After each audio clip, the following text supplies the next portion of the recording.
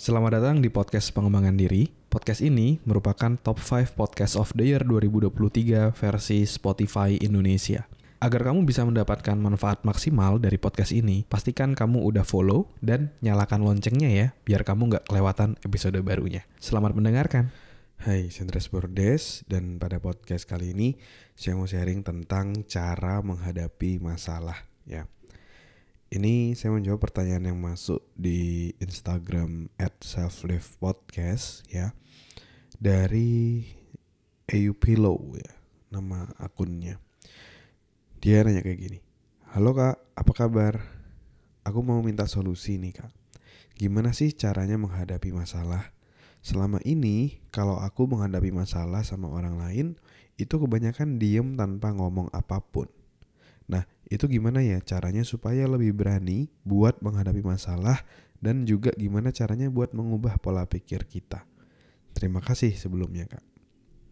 Oke, kita akan bahas ya tentang gimana cara mengatasi ataupun menghadapi masalah ya.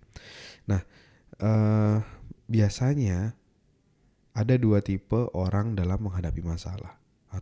Yang pertama adalah dia kabur ya, atau fly, atau yang kedua adalah fight, dia akan menghadapinya kayak gitu ya. Dan kalau saya sendiri itu paling nggak suka itu kalau ketemu sama tipe orang yang fly. Dia ketemu masalah, dia kabur gitu, pokoknya dia tuh tipe yang nggak mau ketemu sama masalah ataupun hal-hal yang kurang menyenangkan lah kayak gitu. Dan dalam hidup, kalau misalnya kita terbiasa fly ketika ketemu masalah, itu akhirnya membuat kita akan sulit untuk bertumbuh ya, karena itu akan menjadi pola dari diri kita ya. Satu masalah kita nggak mau menghadapi, kita fly, pasti nanti di masalah-masalah lain kita juga akan melakukan pola yang sama. Ada masalah kabur, ada masalah kabur. Dan dalam hidup ini itu ya tidak ada yang tidak ada masalahnya ya. Saya pernah baca satu buku di mana dia bilang kalau ada satu tempat di mana sudah tidak ada masalah lagi ya, yaitu adalah di kuburan. Dan itu maksudnya adalah ya, selama kita hidup pasti kita akan menemui masalah, dan tugas kita adalah untuk menghadapinya kayak gitu. Dan juga seseorang, terutama di karir gitu ya, itu akan semakin tinggi jabatannya, posisinya, itu tergantung dari seberapa besar masalah yang dia selesaikan. Kalau dia menyelesaikan masalahnya kecil-kecil aja kayak gitu, ya posisinya pasti yang tidak terlalu tinggi gitu. Tapi kalau masalah yang dihadapi itu jauh lebih besar gitu, itu pasti posisinya akan jauh lebih tinggi. Pasti beda dong salary atau gaji dari direktur dibandingkan misalnya operator. Tapi kan juga sebanding dengan masalah yang diselesaikan direktur dibandingkan operator kayak gitu. Jadi yang mau saya garis bawahi di sini adalah bahwa kita sebagai manusia itu harus mau ya dan mampu untuk menghadapi masalah-masalah yang ada, bukan dengan kabur ya. Dan satu hal yang bagus dari Pillow di sini, pertanyaannya ataupun apa yang dia sampaikan adalah dia udah ada willingness untuk menghadapi masalahnya. Namun caranya aja yang mungkin dia masih belum tahu ya. Nah, di episode kali ini saya mau share ada dua cara atau dua prinsip nih yang mau saya share ya. Prinsip yang saya punya untuk ketika saya menghadapi masalah ataupun tantangan yang ada. Nah, yang pertama adalah kita harus mengetahui dulu di mana akar permasalahannya ya. Karena gini, ibaratnya lagi ada kebakaran nih ya, lagi ada kebakaran di sebuah rumah. Kalau kita tidak menyasar apa akar permasalahannya, itu ibaratnya kita hanya sekedar menghilangkan asapnya aja, tapi pusat kebakarannya itu tidak hilang kayak gitu ya. Ya akhirnya ujung-ujungnya tetap ada kebakaran. Nah, tugas kita itu adalah untuk bisa memadamkan apinya, untuk mengetahui akar permasalahannya dan menyelesaikan hal tersebut. Ya.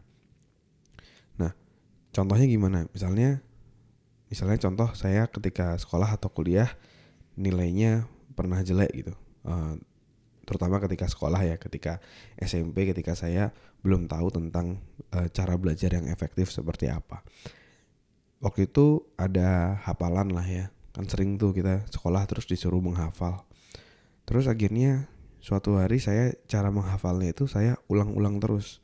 Jadi ketika misalnya contoh menghafal rumus kimia gitu misalnya, saya ulang-ulang terus gitu. Atau misalnya menghafal sejarah atau apa, saya ngomong, saya ulang-ulang terus, saya repetisi terus. Nah, tapi ternyata nilainya jelek kayak gitu. Nah, terus apa yang harus saya lakukan? Saya harus tahu dulu akar permasalahannya gimana. Karena waktu itu saya sempat udah baca ulang-ulang, sering baca kayak gitu, tapi tetap nilainya jelek. Akhirnya saya coba baca lagi dengan lebih keras, dengan lebih sering, tapi tetap juga nilainya jelek. Nah, itu kan berarti akar permasalahannya bukan di seberapa keras saya belajar, tapi permasalahannya adalah bagaimana teknik saya menghafalnya itu kurang tepat. Akhirnya saya mulai mencari buku tentang cara belajar gitu.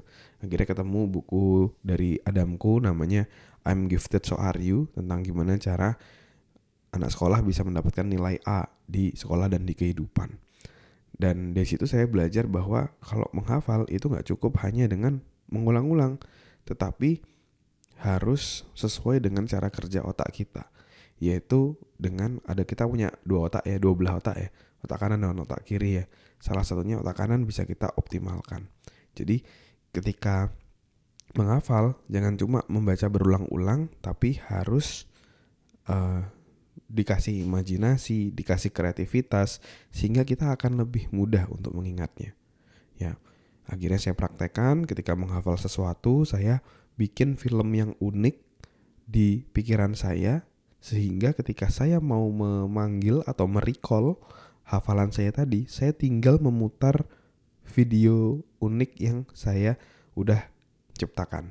Ya, itu akan lebih mudah ingat karena otak kita akan lebih ingat sesuatu yang unik, yang kreatif. Jadi saya bikin cerita yang unik untuk saya lebih mudah mengingat ya. Dan teknik ini waktu itu saya juga share di buku saya, judulnya Rahasia Menjadi Pribadi Dahsyat. Itu mungkin tahun 2013 atau 2014, sudah lama banget. Sekarang bukunya udah tidak diterbitkan lagi kayak gitu. Yaitu yang pertama, jadi harus mencari tahu di mana akar permasalahannya, sehingga ketika kita tahu akar permasalahan, kita bisa menentukan solusi yang tepat seperti apa, ya. Nah, terus yang kedua adalah kita harus menyampaikan ke orang lain permasalahan dengan asertif ataupun dengan sopan kayak gitu, ya. Ini terutama kalau masalah-masalahnya berkaitan sama orang lain, ya kita harus ngomong. Kenapa? Karena orang itu nggak bisa telepati, orang itu nggak bisa baca pikiran. Jadi ya harus ngomong kayak gitu. Nggak bisa hanya sekedar dia paling paham deh maksudku. Nggak bisa kayak gitu. Harus ngomong, harus komunikasi. Nah, kesalahan banyak orang itu biasanya dua. Yang pertama adalah terlalu agresif. Nah, terlalu agresif itu akhirnya jatuhnya jadi kasar gitu, marah-marah kayak gitu ke orang lain. Jadi menyampaikannya dengan marah-marah. Atau yang kedua, yaitu terlalu pasif. Dia justru tadi fly, dia kabur, dia udahlah nggak mau ngomong aja, diem aja deh aku kayak gitu. Nah, itu juga nggak benar karena akhirnya masalahnya akan kembali lagi dan kembali lagi.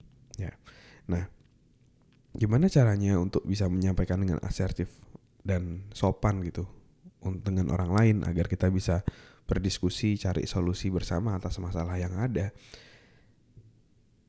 Yang biasa saya lakukan itu adalah dengan menunjukkan data atau menunjukkan hasil observasi.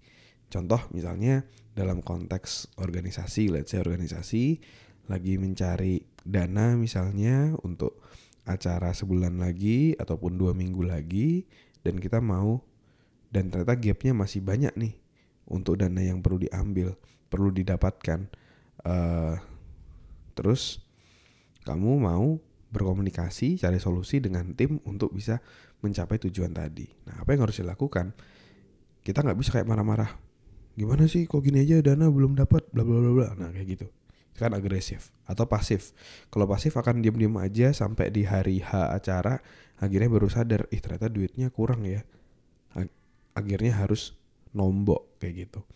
Nah, maka dari itu kamu harus menunjukkan data. Misalnya contoh di meeting kamu bisa menyampaikan, oke, 2 minggu lagi kita udah masuk ke deadline, udah masuk ke acara yang mau kita lakukan, dan sekarang pencapaian dana kita masih di 40% misalnya ya. Anggap aja dari 100 juta sekarang sudah terkumpul 40 juta. Nah, dari situ dulu, karena orang-orang tidak akan bisa mendebat sesuatu yang berkaitan data. Ya emang hasilnya seperti itu kok, ya gimana kita mau debat kayak gitu, ya kan. Nah, setelah itu baru diskusi. Oke, menurut teman-teman, dari teman-teman sendiri ada kendala apa nih untuk mencapai target ini? Dari kamu gimana? Dari A, dari B. Nah, silakan saling sharing gitu. Jadi mereka bisa sharing, oh ya aku ada kendala transportasi untuk ngantar proposal dan lain-lain. Nah, dari situ kan kita jadi bisa tahu juga nih apa akar masalahnya dan kita bisa atasi secara bersama kayak gitu. Terus setelah tanya masalah-masalahnya apa, solusinya gimana, tanya juga mungkin ada ide-ide lain gak dari teman-teman untuk kita bisa mempercepat pencapaian target kita ini kayak gitu. Nah, itu bisa kamu lakukan untuk berkomunikasi dengan orang, terutama ketika ada masalah. Tunjukkan data atau tunjukkan hasil observasi kayak gitu. Misalnya contoh, kamu leader terus ada timmu yang gak aktif, kamu bisa sampaikan, bro, kayaknya 2-3 hari ini ketika meeting kemarin kamu terlihat banyak diemnya gitu. Boleh tahu gak kenapa bro? Kayak gitu. Nah, jadi itu juga cara yang bisa kamu lakukan untuk bisa menggali nih apa sih masalahnya dia kayak gitu. Terus dan tadi ya yang harus digarisbawahi, kita menunjukkan data atau menunjukkan hasil observasi di depan sehingga kita bisa menunjukkan realnya seperti apa, dan kita willing untuk tahu apa akar masalah yang mereka hadapi untuk yuk sama-sama kita cari solusi untuk mencapai target kita, ya. Jadi itu yang bisa kamu lakukan untuk menghadapi masalah. Yang pertama, cari fokus ke akar masalahnya apa. Jangan cuma fokus hilangin asap, tapi harus ke titik apinya di mana. Yang kedua, harus berani menyampaikan dengan cara yang sopan. Dengan cara di awal bisa berikan data ataupun berikan hasil observasi kamu, dan setelah itu kamu bisa bertanya untuk apa akar masalahnya sampai akhirnya menyusun solusinya secara bersama, dan di akhir tentukan apa action yang mau diambil, siapa PIC-nya, siapa person in charge-nya yang bertanggung jawab, dan kapan itu mau dilaksanakan. Oke? Mungkin itu dulu yang mau saya share tentang cara menghadapi masalah. Dan juga saya juga mau update sedikit bahwa di bulan depan kita akan ada Self-Dev Fest ya.